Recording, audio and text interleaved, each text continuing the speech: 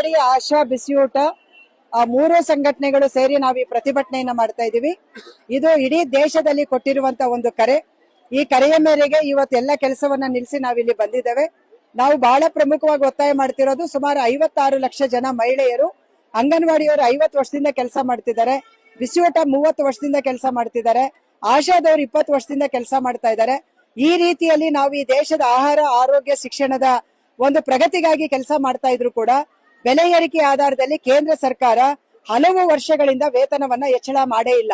ಬಿಸಿಯೂಟದವರಿಗಂತೂ 2010ರಿಂದ ₹1 ಹೆಚ್ಚಳ ಮಾಡಲಿಲ್ಲ. ಅಂಗನವಾಡಿಯವರಿಗೆ ಮತ್ತು ಆಶಾದವರಿಗೆ 2018ರಿಂದ ಸಂಬಳ ಹೆಚ್ಚಳ ಮಾಡಲಿಲ್ಲ. ಸಂಬಳ ಹೆಚ್ಚಳ ಮಾಡಬೇಕು, ಬಜೆಟ್ ಅಲ್ಲಿ ಹೆಚ್ಚಿನ ಬಜೆಟ್ ಅನ್ನ ಈ ಯೋಜನೆಗಳಿಗೆ ಕೊಡಬೇಕು ಮತ್ತು ಈ ಯೋಜನೆಗಳನ್ನ ಕಾಯಂ ಮಾಡಬೇಕು.